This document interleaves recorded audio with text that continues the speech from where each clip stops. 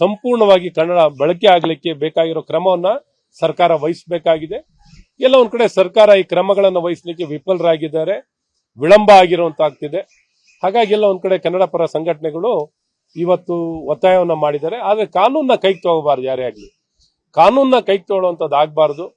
ಇವತ್ತು ಏನೇ ಒತ್ತಾಯಗಳಿದ್ರು, ಬೇಡಿಕೆಗಳಿದ್ರು ನಾವು ಸರ್ಕಾರದ ಮೇಲೆ ಒತ್ತಡ ತಂದು ಎಲ್ಲ ಕನ್ನಡ ಪರವಾದಂತ ಕಾರ್ಯಗಳನ್ನ ಮಾಡಿಸುವಂತದ್ದಾಗುತ್ತೆ. ಇವತ್ತೆಲ್ಲ ಒಂದ್ ಕಡೆ ಸರ್ಕಾರ ಎಲ್ಲ ಕೆಲಸದಲ್ಲೂ ಮೈ ಮರ್ತಿದೆ. ಅಭಿವೃದ್ಧಿ ವಿಚಾರದಲ್ಲಿ ಮೈ ಮರ್ತಿದ್ದಾರೆ, ಕನ್ನಡದ ಅಭಿವೃದ್ಧಿ ಕೆಲಸದಲ್ಲೂ ಸಂಪೂರ್ಣವಾಗಿ ಮೈ ಮರ್ತಿದ್ದಾರೆ. ಒಟ್ಟಾರೆ ಎಲ್ಲ ಕಡೆ ಮೈ ಮರ್ತಿರೋ ಕಾರಣ ಇವತ್ತು ಕರ್ನಾಟಕ ರಕ್ಷಣಾ ವೇದಿಕೆಯವರು ಎಲ್ಲ ಒಂದ್ ಕಡೆ ಕಾಂಗ್ರೆಸ್ ಸರ್ಕಾರದ ಈ ಧೋರಣೆಗಳು ಮತ್ತು ಕನ್ನಡಕ್ಕೆ ಆದ್ಯತೆಯನ್ನ ಕೊಡೋದನ್ನ ಕೊಟ್ಟಿಲ್ಲ ಅನ್ನೋಂಥದ್ದನ್ನ ಇವಾಗ ಸಂಪೂರ್ಣವಾಗಿ ಏನು ಇವತ್ತು ವಿರೋಧಿಸುವಂಥದ್ದು, ಖಂಡಿಸುವಂತ ಕೆಲಸಗಳನ್ನ ಮಾಡಿದ್ದಾರೆ.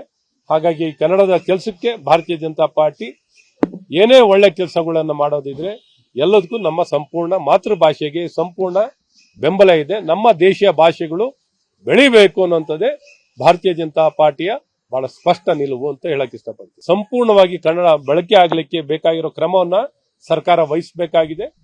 ಎಲ್ಲ ಒಂದ್ ಕಡೆ ಸರ್ಕಾರ ಈ ಕ್ರಮಗಳನ್ನು ವಹಿಸಲಿಕ್ಕೆ ವಿಫಲರಾಗಿದ್ದಾರೆ, ವಿಳಂಬ ಆಗಿರುವಂತಾಗ್ತಿದೆ. ಹಾಗಾಗಿ ಎಲ್ಲ ಒಂದ್ ಕಡೆ ಕನ್ನಡ ಪರ ಸಂಘಟನೆಗಳು ಇವತ್ತು ಒತ್ತಾಯವನ್ನ ಮಾಡಿದ್ದಾರೆ. ಆದ್ರೆ ಕಾನೂನನ್ನ ಕೈಗೆ ತಗೋಬಾರ್ದು, ಯಾರೇ ಆಗ್ಲಿ ಕಾನೂನನ್ನ ಕೈಗೆ ತಗೊಳ್ಳುವಂತದ್ದು ಆಗ್ಬಾರ್ದು. ಇವತ್ತು ಏನೇ ಒತ್ತಾಯಗಳಿದ್ರು, ಬೇಡಿಕೆಗಳಿದ್ರು ನಾವು ಸರ್ಕಾರದ ಮೇಲೆ ಒತ್ತಡ ತಂದು ಎಲ್ಲ ಕನ್ನಡ ಪರವಾದಂತ ಕಾರ್ಯಗಳನ್ನ ಮಾಡಿಸುವಂತದ್ದಾಗುತ್ತೆ. ಇವತ್ತೆಲ್ಲ ಒಂದ್ ಕಡೆ ಸರ್ಕಾರ ಎಲ್ಲ ಕೆಲಸದಲ್ಲೂ ಮೈ ಮರ್ತಿದೆ.